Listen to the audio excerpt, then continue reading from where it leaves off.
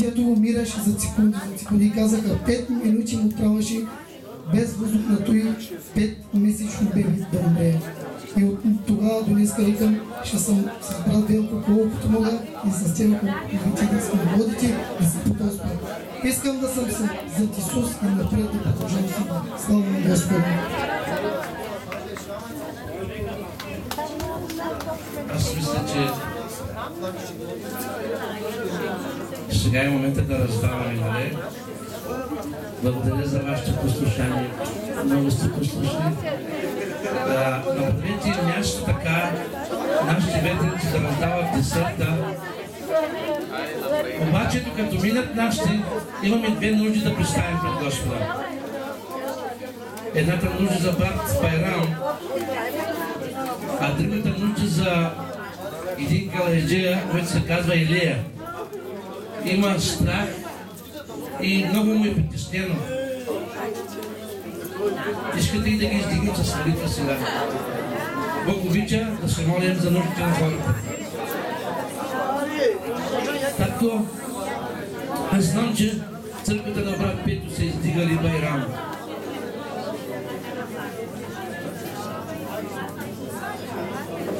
Господи, те са принесли много молитва за този човек. Вие не са представали. Но тук на това място сме всички заедно и издигаме отново нашия брат Байрам, Господи. Тази вечер, докато костиш, Господи, да го възкръсиш чрез силата на Исус Христос. Ти ми обеща, Господи, че трябва да кажем на неговото семейство, че всичко ще бъде нормално. Брат, кажи на неговото семейство, че всичко ще бъде нормално. Бог вече се е погрижил за него. И още един брат, Геро. Татко, не го познавам, не знам каква е диагнозата му, но всички се молим за Геро. Да бъде изцелен в името на Исус Христос. Сега се застъпваме на пролома за брат Илия. Боже, премахни страха от него, защото Боже ти не си дал дух на страх, а на сила и себевладение. Господи, премахни смущението, притеснението, онова, което Боже е откраднал дявола и е съборило в живота му. Ти си силен, татко, да го изправиш отново. Господи, този човек има нужда от теб. И аз вярвам, че точно сега ти го докладвам.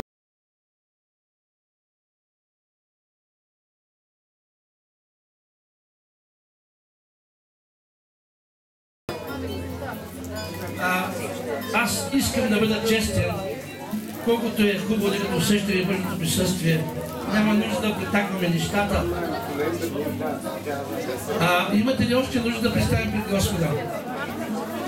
Добре, който има нужда още да си дигне ръката? Хайде, дигайте се ръцете. Както аз те моля всички ръце, които се издигнете. Ти знаеш на всеки сърцето му, ти знаеш на всеки нуждата му. Сега те моля, татко, защото ни предстои заминаване от тази църква. Още сега, татко, погрижи за тези мои братя, които имат нужди. Свали тези товари, Господи. Само ти можеш да се погрижиш, татко. За неща, които ние не можем, ти можеш.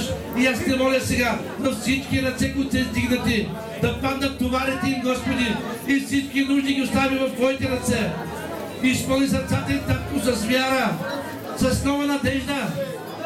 Аз те моля, татко, за пътуването на моите братя, за брат ни Митко, за съпругата му, които са от Дядово, за брат Стойко и цялата група, които са от Чинтулово, за брат ни Гошо, Алим, от които са от Твърдица, за брат ни Петю, които от Ямбол, и за други братя, които са Божи от различни села. Господи, от Курково, брат ни Иско, от Паничерево. Боже, благославям цялата група, които бяха тази вечер, са работници, с инструментите си, с микрофоните си. Боже, върни стократно върху тях трудът им. Аз те моля, Господи, за брат Велко, за цялата група от Гурково да ги благословиш тази вечер. Аз те моля за моите приятели и братя от село Зимница. Господи, виждам ги отзад и колко се радвам.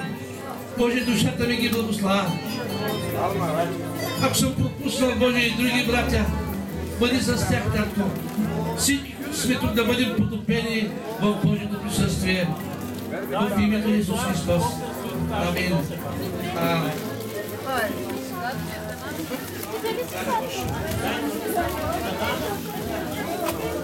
Слава на Господа тази вечер.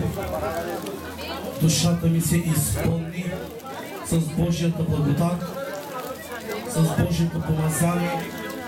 Искам да направя едно свидетелство. Няма значение кога сме повярвали пред Господа Исуса Христа. Важно да служим Който ни обещал докле дойде в славата си, да бъдем готови всякога, винаги, братя и сестри. 2015 година аз бях в Гърция. Когато се върнах оттам, моята съпруга се разболя, брата и сестри. Беше на смърт. На смърт беше. Но Той им даде живот, брата и сестри. Да вярваме в Господа Исуса Христа, че имаме жив Бог, който възкрасява човека, брата и сестри. Нашия Господ никога няма да ни забрави, брата и сестри.